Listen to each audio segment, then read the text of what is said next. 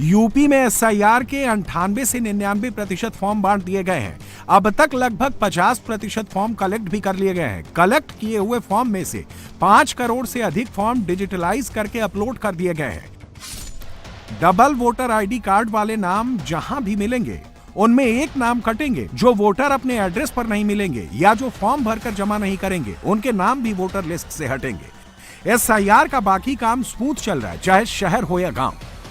आपका क्या नाम है सर? मेरा नाम सलाउद्दीन मंसूरी है। सलाउद्दीन साहब, आप बताइए एसआईआर के बारे में क्या सोचते हैं आप लोग? जो देखिए, एसआईआर हो रहा है, सही बात है, बढ़िया बात है। उससे ये होगा कि जिन लोगों की डेथ हो चुकी है उन लोगों के नाम कट जाएंगे। जैसे लड़कियों की शादी इस इलाके से दूसरे इलाके में हो चुकी है तो उन्होंने अपने इलाके में बोर्ड बनवा लिया होगा, तो यहाँ से वो उनको वहाँ पर शिफ्टिंग हो जाएगी। या जैसे लोग यहाँ से शिफ्ट कर गए हैं वो हो जाएंगे। अब हमारे यहाँ देखिए, बहुत सारे हमारे नॉन मुस्लिम लोग भी हैं, ये बराबर आ रहे हैं। किसी तरह का कोई यहाँ पर बिल्कुल पूरी तरीके से लोगों की खिदमत 7 नवंबर से बराबर कर रहे हैं। यूपी के ही मुस्लिम बहुल संभल में अवैध रूप से रह रहे लोगों के खिलाफ यूपी पुलिस विशेष अभियान चला रही है। इसके लिए अलग से टास्क फोर्स बनाई गई है। सेंसिटिव इलाकों में, मुसाफिर खानों में और क्लस्टर एरिया में जाकर लोगों का वेरिफिकेशन किया जा रहा है। ये काम एसआईआर के साथ साथ चल रहा है, लेकिन ये एसआईआर से अलग है। संभल के गांव-गांव में वोटर वेरिफिकेशन कैसे चल रहा है, ये इंडिया टीवी की टीम ने संभल के सलारपुर गांव जाकर देखा। यहाँ के आंगनबाड़ी सेंटर में कैंप लगाए। थोड़े समय के लिए बीएलओ सेंटर पर बैठते हैं, फिर घर घर जाकर फॉर्म बांटते हैं।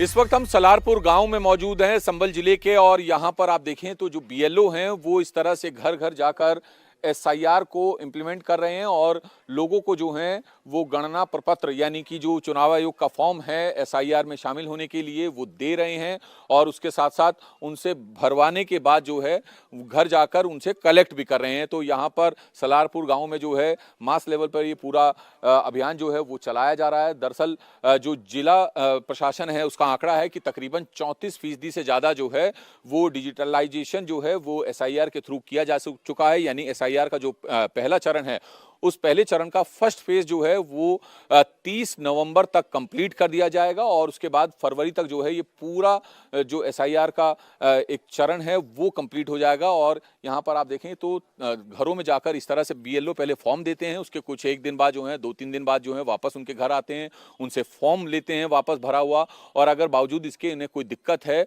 तो वो बीएलओ जो स्थानीय स्कूल में या फिर आंगनवाड़ी में जो कैंप लगा रहे हैं वहाँ पर आकर वो अपनी त्रुटि को ठीक भी करवा सकते हैं। क्या नाम है आपका? शायदा। तो ये चुनाव आयोग की तरफ से आए हैं, क्या क्या पूछ रहे हैं आपसे?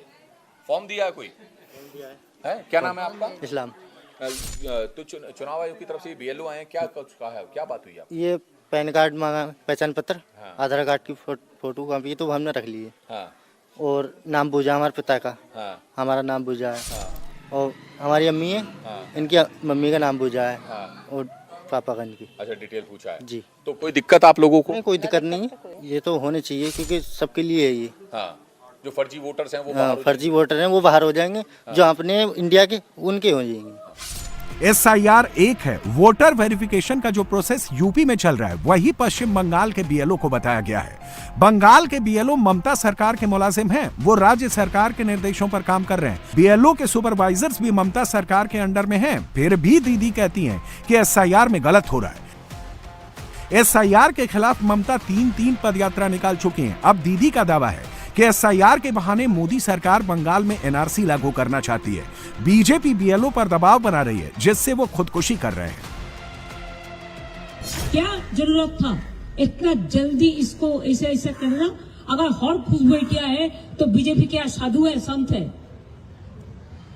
सबको अधिकार छीन लेता है और बीजेपी को बोलता है जेल में डाल देगा। बीएलओ को बोलता है जेल में डाल देंगे, आपको नौकरी खा लेंगे।